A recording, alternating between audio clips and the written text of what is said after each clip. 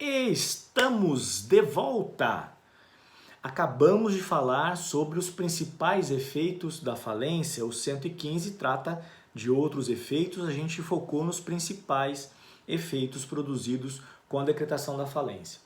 Dentre eles, nós falamos da arrecadação dos bens.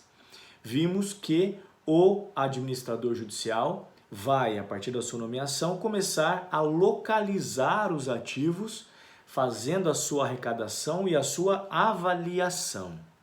Bom, todo esse procedimento de arrecadação, avaliação e venda recebe um nome.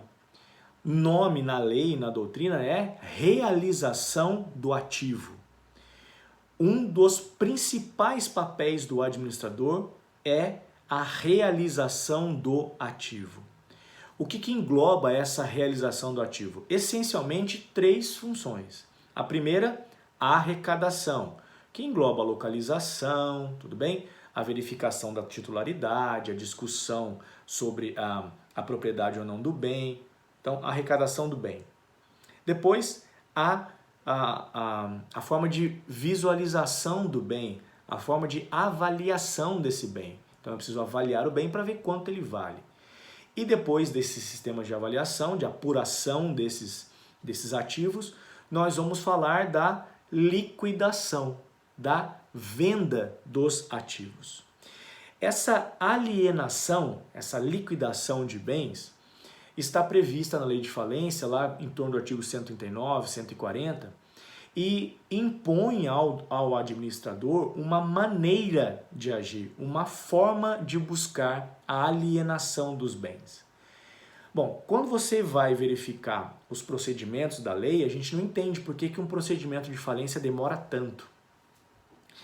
Porque pelas disposições legais, o procedimento de falência deveria ser rapidíssimo. Em menos de um ano uma falência poderia acontecer. Obviamente, como se trata de uma situação sui generis, bastante peculiar, bastante excedente, né, no sentido de débitos e tal, bastante complexa, é comum que haja uma certa demora em processo de falência, mesmo com os prazos bastante controlados pelo legislador. Uma das fases que acaba concentrando mais tempo e acaba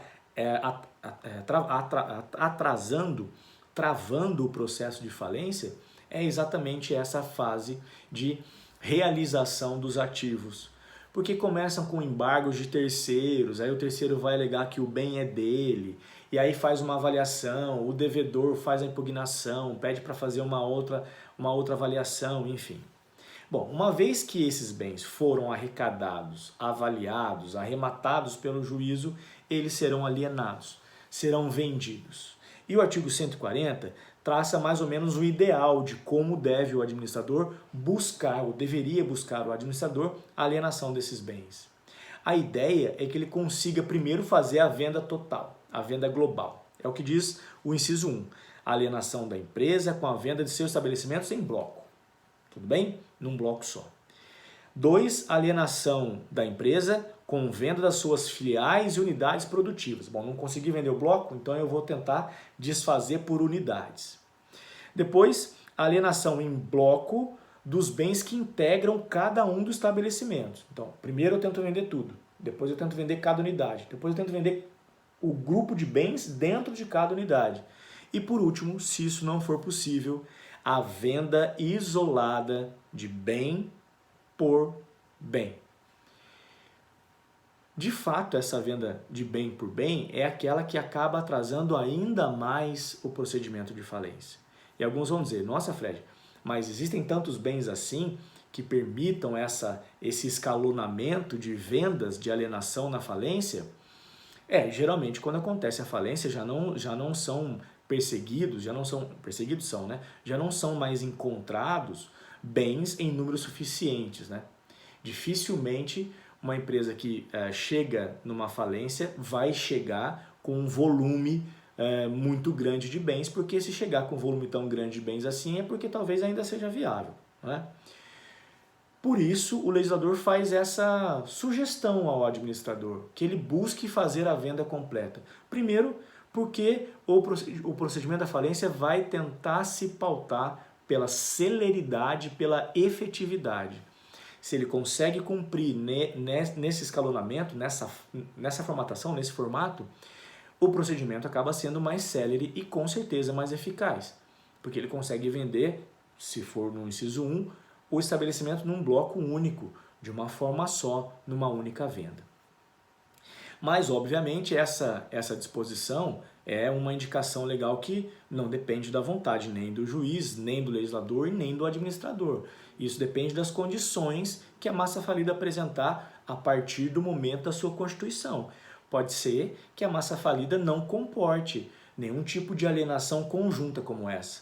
Pode ser que restem pouquíssimos bens esparsos, espalhados um pouquinho ali, enfim, que isso acabe dificultando a atividade. Eu mencionei a vocês um procedimento de falência de 98, que eu fui convidado a entrar em 2018, então, né, 20 anos de procedimento de falência.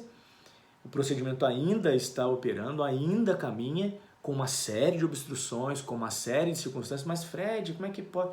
Pois é um procedimento bastante longo, a gente pode depois falar disso numa aula presencial. Mas isso mostra que a ideia do procedimento de falência era ser célere e efetivo. A lei de 2005 cuida disso. Ela quer exatamente que haja essa alienação em conjunto. Bom, e aí, na sequência, no artigo 142, nós vamos entender como essa alienação vai ser feita. Quais são os critérios, quais são as formas que a lei autoriza para a alienação, ou do estabelecimento como bloco, ou de todas as outras formas que nós vimos lá, do inciso 1, 2, 3 ou 4 do 140. Muito bem, então, diz o 142, o juiz, ouvido o administrador judicial e atendendo a orientação do comitê, se houver comitê de credores, com representante de cada classe e suplente, ordenará que se proceda à alienação do ativo em uma das seguintes modalidades. Primeiro, leilão por lances orais. Claro que isso vai ser também divulgado em edital. Essa convocação tem que ser uma convocação pública, ok? Depois, propostas fechadas e, por último, pregão. Modalidades de concorrência de aquisição. Qualquer das três, tanto o leilão, quanto a proposta fechada, quanto o pregão, fazem parte de concorrência aberta na aquisição de bens. Fred, mas aí, a pessoa chega lá e oferece um valor máximo ou oferece um valor mínimo? Como isso se dá? Obviamente, pessoal, cada bem, ou em conjunto ou isoladamente, como a gente já viu, já vai ter passado por um processo de avaliação. Então, ele vai arrecadar, o administrador arrecada, vai fazer a avaliação e o próprio avaliador vai inserir critérios de avaliação dizendo, olha, para um possível leilão, o valor mínimo deve ser esse. E havendo essa possibilidade de leilão, pode ser que esses valores venham a se reduzir conforme o leilão ocorra. Por exemplo, estou falando do leilão, mas poderia ser outras propostas, né? Outras formas de alienação. Mas se eu tenho um primeiro leilão que não alcança a proposta, que não chega no valor mínimo desejado, ou que ninguém participa, pode haver de novo, depois de 30 dias, uma nova asta pública, um novo leilão, com valor reduzido em 10%, em 20%, conforme o bem esteja lá. E dependendo da circunstância, talvez se faça necessário uma nova avaliação do bem, porque se esse procedimento de liquidação levar 10, 12, 15 anos para acontecer, vejam, isso não deve acontecer. Mas se esse tempo for dispendido durante o processo, aquele bem vai precisar passar por uma nova avaliação. Sob pena de ninguém querer comprá-lo, que se vou chegar lá com preço mínimo, que foi atribuído há 10 anos, num automóvel, por exemplo, num caminhão, por exemplo, com certeza o preço vai estar defasado. E lembrando, gente, cada avaliação dessa também gera custo para o processo. Custo que a própria massa falida vai arcar. Ou seja, cada leilão infrutífero, cada nova avaliação que se realiza, mais custos para a massa. E todos esses custos serão pagos, nós veremos isso nos próximos vídeos, serão pagos antes do pagamento dos credores. Então, quanto mais entraves nós temos no processo de falência, mais caro ele é para a massa. Quanto mais caro ele for para a massa falida, menos sobrará para os seus credores. Esse é um contrassenso que nós vivemos, infelizmente não há remédio para isso.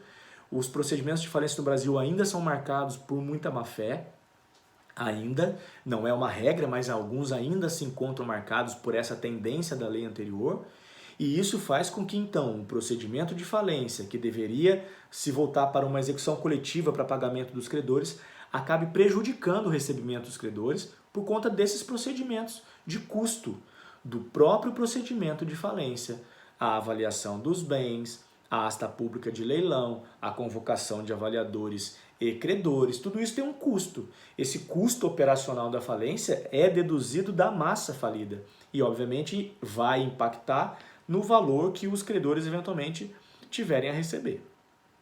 Tá ok? Beleza, pessoal. Com esses dois artigos, então, a gente meio que consolida os efeitos e a continuidade da decretação da falência, cuja intenção é a liquidação do patrimônio do devedor. Então essa liquidação vai se dar nesses moldes em que a gente acabou de ver aqui. Tá ok? Importante então estabelecer que tudo isso que a gente viu nesse vídeo faz parte desse procedimento chamado realização do ativo, que tem por finalidade arrecadar, avaliar e alienar, vender os bens para poder pagar, saldar o passivo. Tá ok? Obrigado, pessoal. Não se esqueçam, exercício de fixação no AVA, eu estarei no chat em tempo integral para tirar as dúvidas. Tenham uma semana abençoada, protejam-se, cuidem-se. Vamos voltar com muita saúde, com muita disposição para o último semestre de vocês na faculdade. Não de todos vocês, né? Porque alguns com certeza vão ter que voltar para fazer uma DPzinha básica. Mas a grande maioria, o último semestre chegou. E a gente vai aproveitar ao máximo esse último semestre. Certo? Um grande beijo a vocês todos. A gente se vê na próxima segunda-feira. Fiquem com Deus. Uma grande semana. Tchau, tchau, pessoal.